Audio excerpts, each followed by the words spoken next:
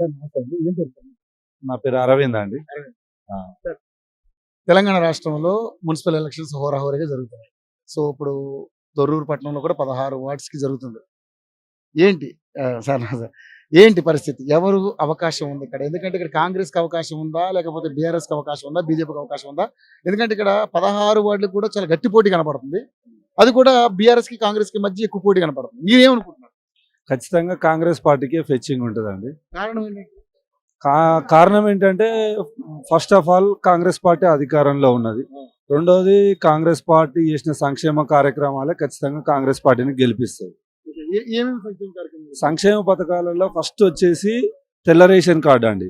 తెల్ల ration card అని అంటే చాలా మంది ఏం భావిస్తారంటే బీఆర్ఎస్ నాయకులు ఇది ఓన్లీ 6 కిలోల రేషన్ బియ్యం మాత్రమే అని అనుకుంటున్నారు. కానీ అదొక ఆరోగ్య బీమా, 10 లక్షల రూపాయల ఆరోగ్య బీమా. ప్రభుత్వం అందించే సంక్షేమ పథకాలకు సంబంధించి కూడా ప్రభుత్వం అందించే ఏ సంక్షేమ పథకానికైనా కూడా నిబంధన రేషన్ కార్డు అనేది ఉన్నది. రెండోది.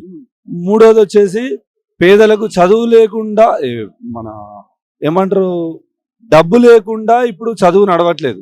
మనం అందరం చదువును కొంటున్నాం. చదువును కొనడం కాదు, చదువుకోవడం కొరకు ప్రతి ఒక్క విద్యార్థికి అవసరం ఫీజు రియంబర్స్మెంట్. దానికి కూడా రేషన్ కార్డే నిబంధన ఉన్నది. ఆ ఒక్కటనే కాకుండా ఇందిరమ్మ ఇండ్లు కావాలన్నా, 200 యూనిట్ల కరెంటు కావాలన్నా, 500 రూపాయలకి గ్యాస్ సబ్సిడీ రావాలన్నా, ప్రభుత్వం అందించే ఏ సబ్సిడీ అందించాలన్నా కూడా దానికి ప్రామాణికం రేషన్ కార్డు. కానీ బీఆర్ఎస్ నాయకులు కేవలం రేషన్ కార్డును 6 కిలోల రేషన్ బియ్యం లెక్కనే చూస్తున్నారు. కానీ 6 కిలోల రేషన్ బియ్యం కాదు, 6 గ్యారంటీలు సామాన్యునికి అందించే విధంగా ఇవాళ కాంగ్రెస్ పార్టీ పనిచేస్తుంది. కాబట్టి ఖచ్చితంగా కాంగ్రెస్ పార్టీ వస్తుందని నమ్మకంగా మేము చెప్తున్నాం. కొన్ని పథకాలు అమలు కాలే, మరి దాని విషయంలో ప్రభుత్వము గత ప్రభుత్వము ఇంటి పెద్దగా ఇల్లప్ప చెప్తే ఇల్లంతా గుల్ల చేసినట్టు గత ప్రభుత్వం మొత్తం రాష్ట్రాన్ని దివాలా తీసిన పరిస్థితులలోనే ఇప్పుడు ప్రభుత్వం ఈ సంక్షేమ పథకం అమలు చేస్తలేదు. కాబట్టి ఖచ్చితంగా దాన్ని దాటుకొనే కేసీఆర్ గారి చేసిన దివాలాకు రాజకీయాన్ని ఆర్థికంగా దీన్ని నిండా ముంచిండు. కాబట్టి ఇవాళ కాంగ్రెస్ పార్టీ వాటిని కూడా దాటుకొని ఇప్పుడున్న సామాన్యుడికి, ఇప్పుడు భూస్వాములకు రైతు బంధు కొంచెం ఇబ్బంది కావచ్చు, కానీ సామాన్యుడికి అయితే రైతు బంధు కంపల్సరీ వస్తుంది కదా. అప్పుడు కూడా చాలా దారుణంగా 100 ఎకరాలు ఉన్న కూడా ఇచ్చారు. రియల్ ఎస్టేట్ వ్యాపారులకు, వెంచర్లకు, గుట్టలకు, నేషనల్ హైవేస్ కూడా రైతు బంధు ఇచ్చారు. కానీ ఇప్పుడు సామాన్యుడికి ఇవ్వడం కొరకే సర్వే జరుగుతుంది. దాన్ని ఓర్చుకోలేని బీఆర్ఎస్ నాయకులు సంక్షేమ పథకాలు అమలు చేయట్లేరని మాత్రమే అంటున్నారు, ప్రచారం చేస్తున్నారు. ఇలాంటి తప్పుడు ప్రచారాన్ని ఖచ్చితంగా కాంగ్రెస్ పార్టీ తీవ్రంగా ఖండిస్తూ, కాంగ్రెస్ పార్టీ కార్యకర్తలు కూడా అందరూ కరెక్ట్ గానే పనిచేస్తున్నారు. ఖచ్చితంగా మెజారిటీ సీట్లు తొర్రూరులో కాంగ్రెస్ పార్టీ గెలుస్తుంది. కాంగ్రెస్ జెండా తొర్రూరు మున్సిపాలిటీలో మేము ఎగరేస్తాం పక్కా. సో ముఖ్యంగా చూసుకుంటే రుణమాఫీ జరిగింది, బోనస్ వస్తుంది. రుణమాఫీలో భూస్వాములకు ఎక్కువ భూమి 2 లక్షల పైన ఉన్న వాళ్ళకి జరగలే. అది కూడా రాష్ట్ర ఆర్థిక పరిస్థితి కొంచెం సరిగా లేకుండా ఆయన చెయ్యనని చెప్పలేదు. ప్రస్తుతం ఉన్న ఆర్థిక పరిస్థితులలో 2 లక్షల లోపు చేస్తున్నాము. మిగతా వాళ్ళకి ఖచ్చితంగా మేము 2 లక్షల పైన ఉన్న వాళ్ళకు కూడా ఖచ్చితంగా మాఫీ చేస్తాం. కానీ ప్రజెంట్ సామాన్యుడికి అందుబాటులో ఉండే పథకాలను అమలు చేస్తాము. దాని తర్వాత కూడా మధ్యతరగతి కుటుంబాలకు, మిగతా ఆ పైన మధ్యతరగతి కుటుంబాలకు కూడా మేము న్యాయం చేస్తామని ప్రభుత్వం చెప్తాను. కానీ ఏ పథకాన్ని కూడా మేము ఆపుతామని చెప్తలేదు. తెల్ల రేషన్ కార్డులు కూడా ఈ ప్రభుత్వం వచ్చి ఎక్కువ వచ్చాయి. తెల్ల రేషన్ కార్డులు 22 లక్షల రేషన్ కార్డులు కొత్తగా ఎక్కడ వచ్చినాయండి? కేసీఆర్ ప్రభుత్వంలో నాగార్జున సాగర్ ఉప ఎన్నిక వచ్చినప్పుడు వచ్చింది, కోదాడలో ఉప ఎన్నిక వచ్చినప్పుడు వచ్చింది, హుజరాబాద్ లో ఉప ఎన్నికలు వచ్చినాయి. అంటే ఉప ఎన్నికలు వస్తే లేకపోతే ఎమ్మెల్యేలు చచ్చిపోయిన నియోజకవర్గాలలో తప్ప ఏ నియోజకవర్గాలు అంటే రాజకీయ స్వార్థం కొరకు ఉప ఎన్నికలలో వాళ్ళకు వచ్చే ఆలోచనలు కేవలం వాళ్ళు ఏ సంక్షేమ పథకం పెట్టినా, దళిత బంధు పథకం పెట్టినా, కొత్త రేషన్ కార్డులు పెట్టినా, పింఛన్దారులది పెట్టినా, ఏది పెట్టినా కూడా అక్కడ ఉన్న వాళ్ళ రాజకీయ దురాలోచనతోటే పెట్టిరు తప్ప పేద ప్రజల సంక్షేమం కొరకు కూడా ఎక్కడ పనిచేయలేదు. వాళ్ళు చెయ్యరు కూడా. వాళ్ళు రైతును రాజు చేయాలనుకున్నది కాంగ్రెస్, రాజులను రైతుగా చూపించి రాష్ట్ర బడ్జెట్ ను నాశనం చేసింది.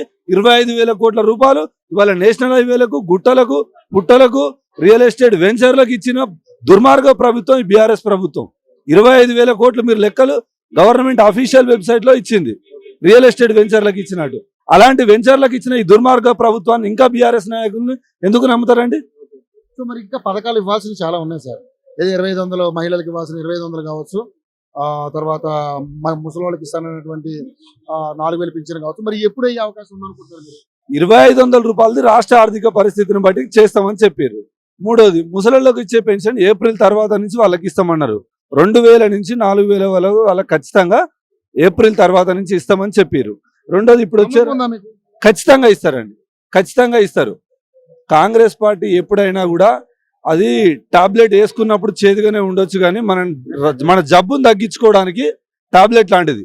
బీఆర్ఎస్ ప్రభుత్వం డ్రగ్ లాంటిది, వేసుకున్నప్పుడు సంబరంగానే ఉంటది, దాన్ని అది మన శరీరాన్ని నాశనం చేసేది. వాట్ లాజిక్ చాలా బాగా మాట్లాడారు. సో సరే, ఓకే, రైట్. మీకు నాలెడ్జ్ ఉంది, చదువుకున్నారు బాగా. కానీ ఇక్కడ ఉన్న సిచ్యువేషన్ లో జనం మూడ్ ఎలా అనిపిస్తుంది? జనం కూడా అంటే జనాలు ఉచితాలకు అలవాటు పడ్డారండి. అది రాజకీయంగా అది ఏ పార్టీ అయినా కూడా దాన్ని ఒక పరిధిలోనే ఉంచాలి. ఆ ఉచితాలకు అలవాటు పడ్డారు కాబట్టి వాళ్ళు గతంలో రాష్ట్రం ఎంత ఇప్పుడు ఇంటి పెద్ద తెల్ల చొక్కా వేసుకొని రోడ్డు మీద తిరిగితే ఇల్లు అంతా సుఖంగా ఉండదండి. కానీ ఇంట్లో వసతులు అన్ని సమకూర్చుకోవాలి. కుటుంబ సభ్యులకు కొంచెం ఒక పూట తిండి దొరకకపోవచ్చు, కానీ ఇల్లు అమ్ముకోలేని పరిస్థితిని, మనం తీసుకోలేని పరిస్థితిని రాష్ట్ర ప్రభుత్వం చూస్తుంది. అన్ని పొదుపుగా చేసుకుంటేనే ఇవాళ మనకు ప్రభుత్వం సంక్షేమ పథకాలు అందిస్తుంది. ఖచ్చితంగా 12 వస్తాయండి. చైర్మన్, వైస్ చైర్మన్ 2 కూడా కాంగ్రెసే. ఎక్స్ అఫీషియో సహకారం లేకుండానే ఖచ్చితంగా కాంగ్రెస్ పార్టీ చేస్తుంది. ఇప్పుడు మీ పట్టణాన్ని మొత్తాన్ని కూడా పొంగులేటి శ్రీనివాసరెడ్డి గారు దత్త తీసుకుంటా అని చెప్పాడు. సో డెవలప్ అవ్వడానికి ఎక్కువ కారణం అవకాశం ఖచ్చితంగా ఉన్నాయండి. గతంలో దయాకర్ రావు ఊరూరికి పోయి అన్ని దత్తత తీసుకుంటా అన్నాడు. ఏ ఊళ్ళో డబుల్ బెడ్రూమ్లు కట్టిండు? కట్టిన ఊర్లలో ఉన్నోడు ఊళ్ళో ఉండాలి, లేనోడు ఊరవతలే ఉండాలి అన్నట్టు ఎక్కడో ఊరు చివర డబుల్ బెడ్రూమ్లు కట్టిండు. ఆ కట్టిన ఇళ్లలో కూడా సిమెంట్ కిటికీలు, ప్లాస్టిక్ దర్వాజాలు, ఇనుప తలుపులు పెట్టి అది చేసిండు. ఇవాళ ఇందిరమ్మ ఇల్లు ఎవరి కష్టంతో ఇవాళ డబుల్ బెడ్రూమ్లు ఇల్లు కడితే కాంట్రాక్టర్లు బాగుపడ్డారు. అదే ఇవాళ ఇందిరమ్మ ఇల్లు కట్టుకుంటే అక్కడున్న సుతారులు బాగుపడ్డారు, అక్కడున్న కూలోళ్ళు బాగుపడ్డారు, లోకల్లో ఉన్న వ్యాపారులు బాగుపడ్డారు. మరి డబుల్ బెడ్రూమ్లు కట్టడం వల్ల ఎవరు బాగుపడ్డారండి? ఎవరు బాగుపడ్డారు? కాంట్రాక్టర్లే కదా. కాంట్రాక్టర్లు ఎమ్మెల్యేలకు కమిషన్లు ఇస్తారు, వాళ్ళే కట్టుకుంటారు. ఇల్లు కూడా ఎవరికి ఇచ్చింది కూడా లేదు. ఈ రోజు వరకు 270 ఇండ్లు తొర్రూరులో ఎందుకు ఖాళీగా ఉన్నాయండి? సంవత్సరం ముందే పూర్తయిన డబుల్ బెడ్రూమ్లు ఎమ్మెల్యే దయాకర్ రావు గారు ఎందుకు పంచలేదు? పంచాయతీరాజ్ శాఖ మంత్రి ఆయనే కదా, పంచాలి కదా ఆయన. అంటే ఆయన ఎప్పుడు కూడా ఆయన మా దగ్గర ఏంటిదంటే వాటర్ ప్లాంట్లు పెడతాడు, అది ఎలక్షన్ల ముందే పని చేస్తాయి, దాని తర్వాత బంద్ అవుతాయి. అదే వైఖరి. అంటే ఆయన ఎలక్షన్ల కొరకు ఏ రాజకీయమైనా చేస్తాడు. కాబట్టి రాజకీయ అవసరాల కొరకు కూడా ఎప్పుడు కాంగ్రెస్ పార్టీ పనిచేయదు, ప్రజల అవసరాల కొరకే కాంగ్రెస్ పార్టీ పనిచేస్తుంది. ప్రజలు కూడా దాన్ని ఆలోచిస్తారు.